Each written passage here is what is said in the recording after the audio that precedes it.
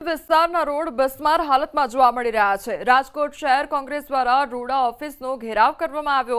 ગંગાજળ છાંટી અનોખો વિરોધ કર્યો તો કોંગ્રેસ કાર્યકરોએ રૂડા સીએનો ઘેરાવ કર્યો અને માંડા ડુંગર, જસવંતપુર, મહિકા અને પોળ સહિતના વિસ્તારોમાં ખરાબ રોડ રસ્તા અંગે ઘેરાવ કરવામાં આવ્યો। અધિકારીની ચેમ્બરમાં રામધૂન બોલાવીને વિરોધ કરવામાં આવ્યો છે।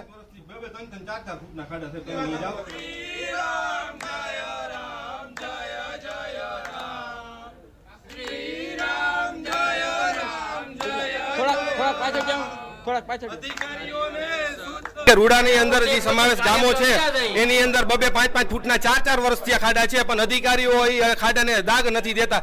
તો એના માટે અમે રજૂઆત લઈને આવ્યા છીએ। અને બીજું એ કે સ્કૂલેથી છોકરાઓ નીકળે, એના ફાધર ભેગા કે એના મમ્મી ભેગા નીકળે અને એ છોકરું પાછળથી પડી જાય ત્યાં હદ સુધી ખાડા થઈ ગયા છે।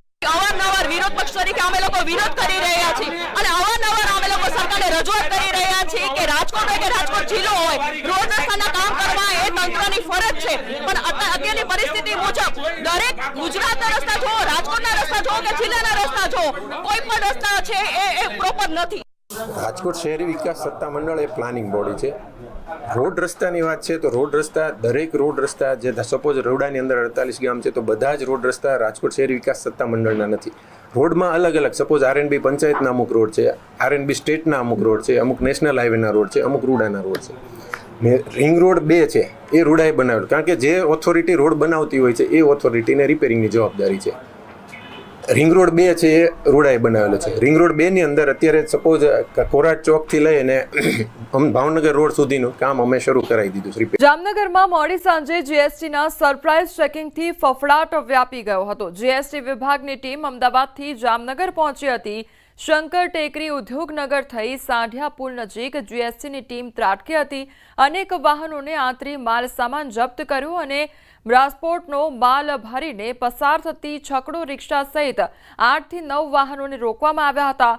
136% પેનલ્ટીની રકમ દંડ પેટે ભરવા કહેવામાં આવ્યું હતું। આ દરમિયાન ઉદ્યોગકારો અને ચેકિંગ કરી રહેલા જીએસટી વિભાગના અધિકારીઓ વચ્ચે રકઝક થતા તમામ વાહનોમાં ભરેલો બ્રાસપાટનો સામાન જપ્ત કરવામાં આવ્યો હતો।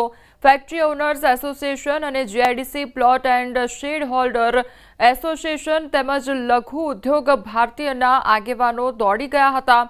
તો જીએસટી વિભાગ દ્વારા ચેક કરાયેલ માલ અર્ધ તૈયાર હોવાનું જણાવાયું હતું।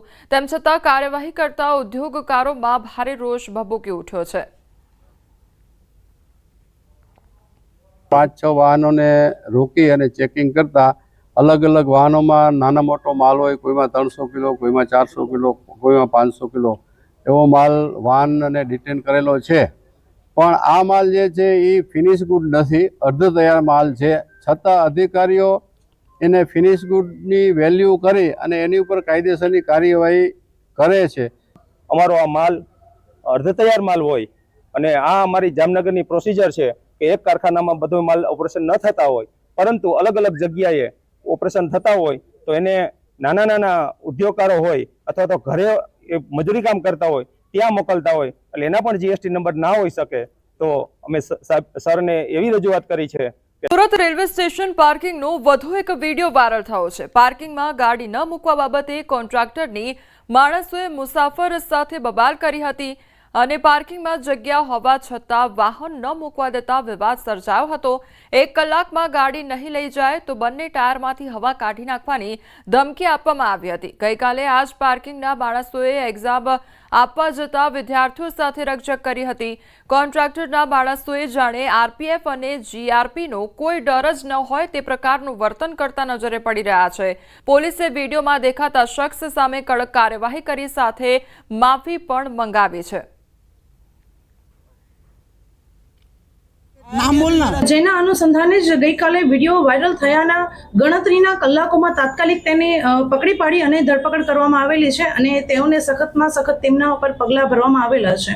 અને તે આ જગ્યાએથી તો તેમને નોકરીમાંથી બરતરફ કરવામાં આવેલો છે, પરંતુ તે ભવિષ્યમાં બીજી પણ કોઈ જગ્યાએ જાય તો કોઈ પણ વ્યક્તિ સાથે આવી હરકત ના કરે તેવી તેને પોતાની ભૂલનું ભાન થયેલું છે અને તે બદલ તે ઈસમે માફી પણ માંગેલી છે।